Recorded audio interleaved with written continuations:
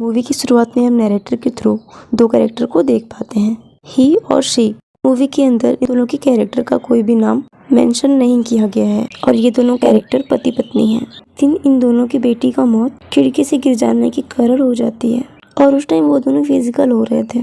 दोनों अपनी बेटी की मौत की वजह से एकदम टूट जाते हैं, लेकिन सी अपनी बेटी की मौत का जिम्मेदार खुद को मानती है और खुद डिप्रेशन में चली जाती है। इसीलिए सी को 1 महीने हॉस्पिटल के अंदर रहना पड़ता है और अस्पताल में हम एक पौधे की जड़ों को देख पाते हैं जो कि वो सड़ रही थी और वो इन दोनों की रिलेशन को दर्शा रही थी जो इन पौधे की तरह ही सड़ती जा रही थी। सी का हस्बैंड, जो कि वो खुद ही एक साइकियाट्रिस्ट था और उसे समझाने की कोशिश करता है, वो उसे इमोशनली सपोर्ट देता है, लेकिन सी की हालत बहुत ही बदतर होने लगती है।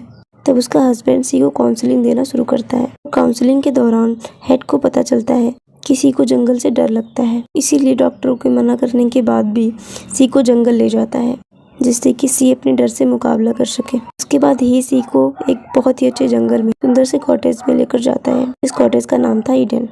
जंगल में आने के बाद सी की हालत और भी बदतर होने लगती है। थेरेपी के दौरान सी डिप्रेस, पागल और फिजिकल होने की मांग करती है, जिसे उसका पति अवॉइड कर देता है। इसी दौरान उन दोनों को बहुत ही अजीब चीजें दिखना शुरू हो जाता है, जैसे एक डियर का अपने बच्चे को जन्म देना, चील के एक छोटे बच्चे का नीचे गिर के मौत हो जाना और उसकी माँ का उसको नोच के खाना, जो मूवी की थीम दुख, दर्द और निराशा को दर्शाती है। और इसी बीच सी के हस्बैंड का भी मानसिक संतुलन खराब होने लगता है। उसका हस्बैंड थोड़ा कटा कटा रहने लगा था। एक दिन सी अपने हस्बैंड से कहती है कि वो एकदम ही ठीक हो चुकी है, कि उसे अब बहुत ही बेहतर महसूस हो रहा है, जिसे सुनने के बाद उसका हस्बैंड चौंक जाता है। उसे समझ में नहीं आ रहा था कि इतना सब कुछ इतनी जल्दी कैसे ठीक हो रहा है।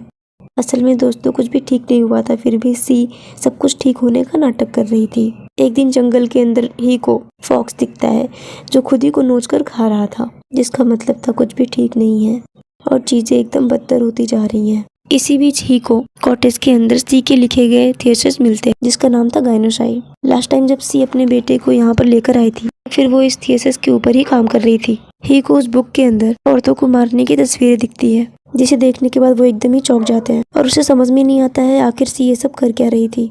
असल में सी अपने थीसिस में इतना डूब गई थी जिससे कि उसके दिमाग में अजीब अजीब चीजें आने लगा था। एक सीन में हम देखते हैं कि सी अपने हस्बैंड को फिजिकल होने के लिए फोर्स करती है, लेकिन उसका हस्बैंड मना कर देता है। और एक दिन सी को अपने बेटे की पैर का एक्सरे मिलता है जहाँ पर उसके पैर पे चोट था। उसके हस्बैंड के पूछने पर सी कोई भी जवाब नहीं देती है।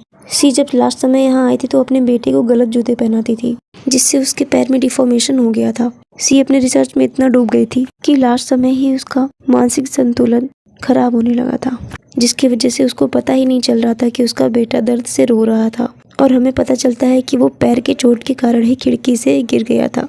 उसके बाद इनका हस्बैंड बाहर चला जाता है। उसके बाद इन सब चीजों को समझने की कोशिश करता है। उसके बाद सी उसके ऊपर हमला कर देती है और उसका हस्बैंड बेहोश हो जाता है। उसके बाद सी अपने हस्बैंड के प्राइवेट पार्ट को चोट पहुंचाती है। उसके पैर में भारी सी चीज को ड्रिल कर देती है।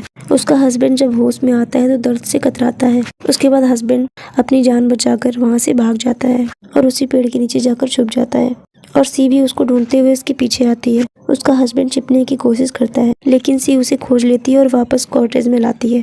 फिर सी एक सच को रिवील करती है। जब उनका बेटा खिड़की से गिरने वाला था तब सी वो सब कुछ देख रही थी। वो चाहती तो वो अपने बेटे को बचा सकती थी, लेकिन वो पूरी तरीके से लस्ट में खोई हुई थी। उसके हिसाब से हर एक औरत के अंदर एक ईविल है और वही उसको रोक रही थी।